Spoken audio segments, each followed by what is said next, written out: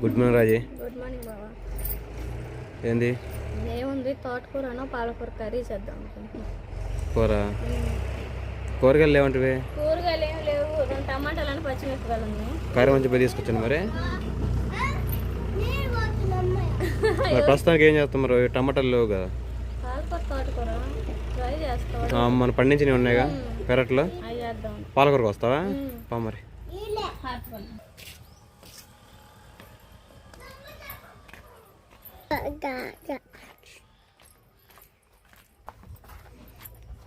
గోంగూర కూడా వచ్చిందిగా. గోంగూర పాదవరం కొద్దుండే.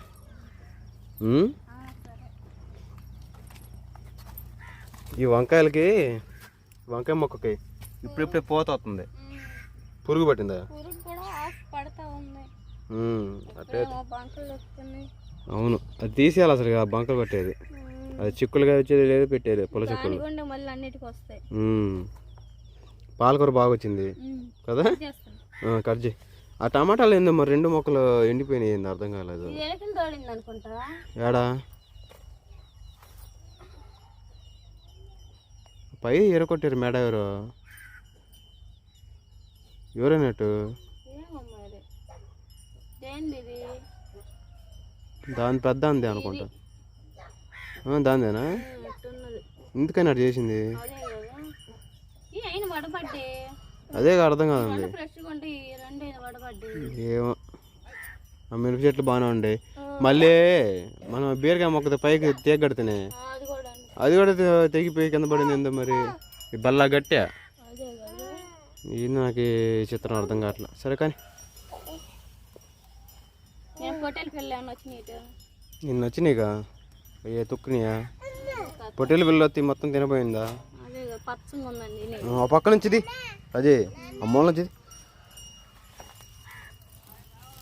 బాగానే ఉంది ఫ్రెష్గా.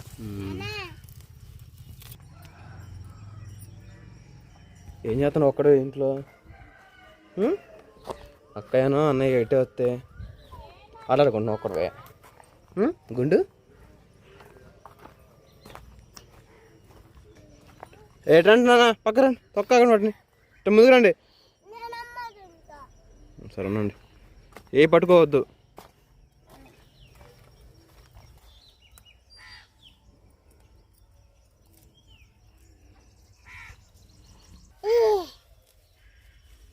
ఇంతకు ఏరులతో సహా కొత్తనుగా.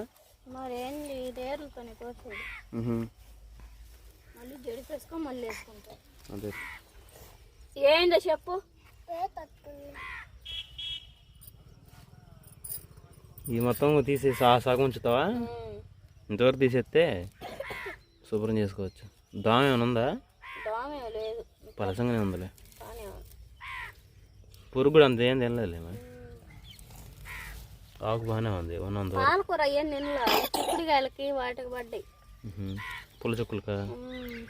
ఏం తీసేద్దాం, లేకపోతే దీన్ని ఏం తీసేసి వేరే మొక్కను నాటుకుందాం.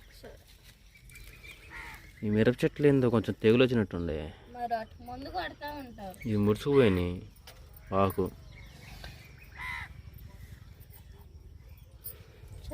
ఏది బేషన్కి వచ్చింది కదా. అవి మామూలుగా ఎన్ని కట్టలు? 3 కట్టలు అవుతాయా?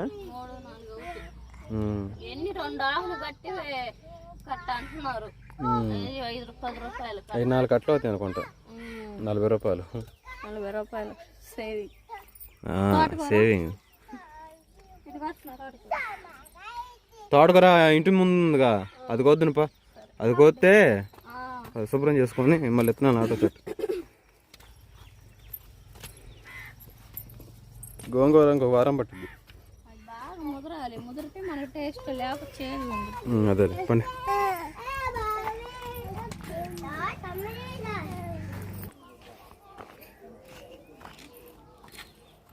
తోటకూరే కదా ఇది.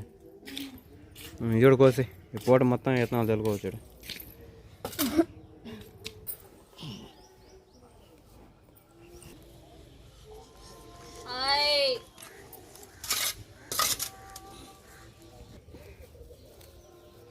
ఇది కొంచెం ముదరాలనుకుంటా. ఎప్పుడేం చేసుకోవచ్చు? ఇది లేత కాడలతో సహా వేసుకోవచ్చు. అవును, ముదురుదైతే ఆ ఉత్త ఆకే ఉపయోగపడేది. ఈ కాలు కూడా వేసుకోవచ్చు. ఏర్లోకి తీసి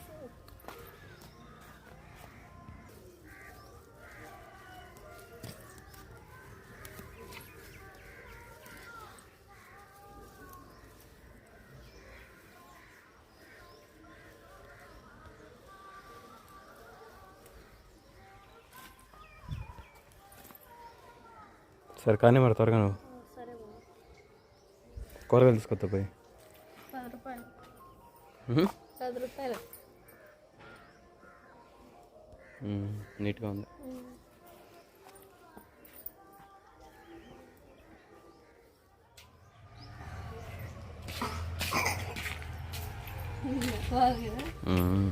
బాగా నీళ్ళల్లో జాడించాలి 1కి 4 సార్లు.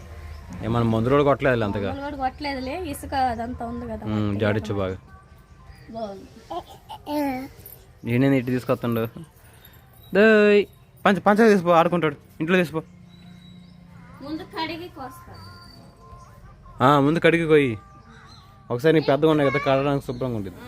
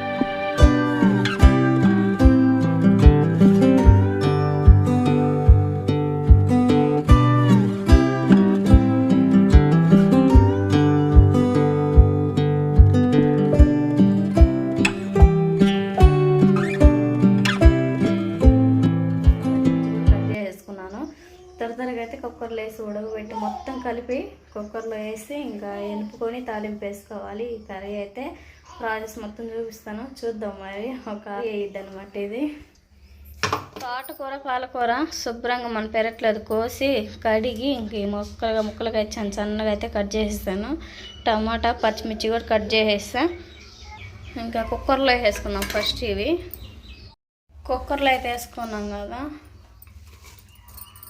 తోటకూర కూడా పెట్టేసుకుందాం.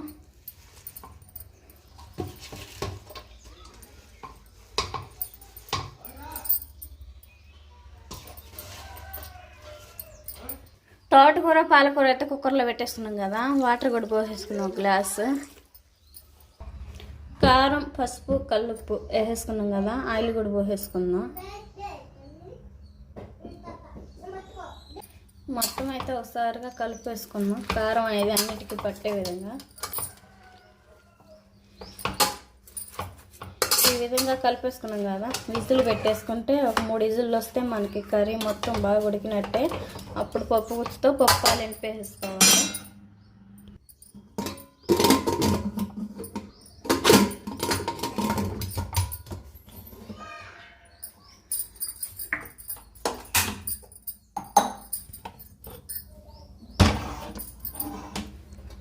మూత అయితే పెట్టేసాను కదా, విజిల్ క్యాప్ కూడా పెట్టేసాను. 3 విజిల్ వచ్చి అంతవరకు ఎదురు చూద్దాం. ఈలోపు క్యారేజీ అంతా అన్నం ఆరేసుకొని కర్రీ అయితే అయింది, లేకపోతే పెట్టేసాను చేస్తా.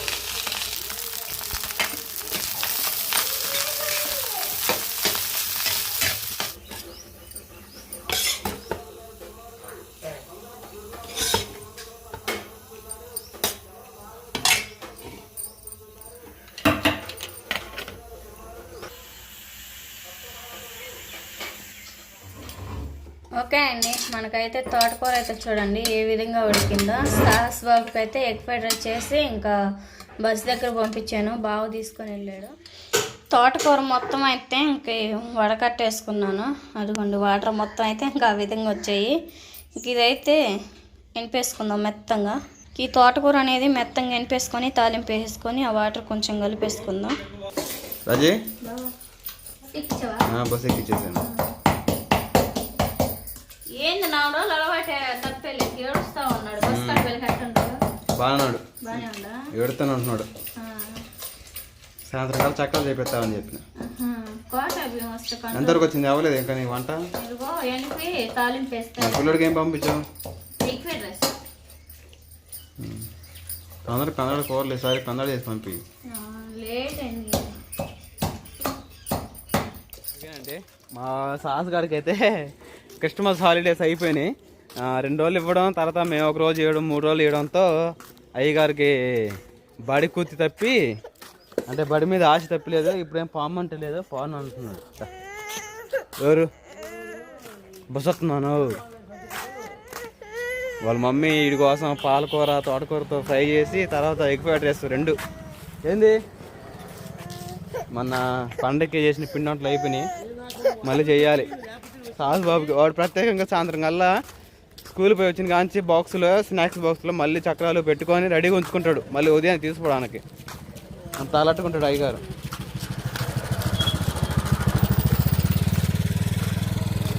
కూర్చో కూర్చో.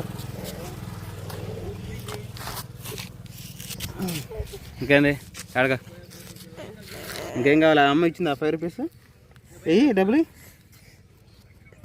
ఇరా, ఇచ్చింది 5 రూపీస్. ఇంక దాచి పెట్టుకో, సరేనా? ఏంది మరి స్కూల్కి వెళ్ళవా? ఏం చెప్తా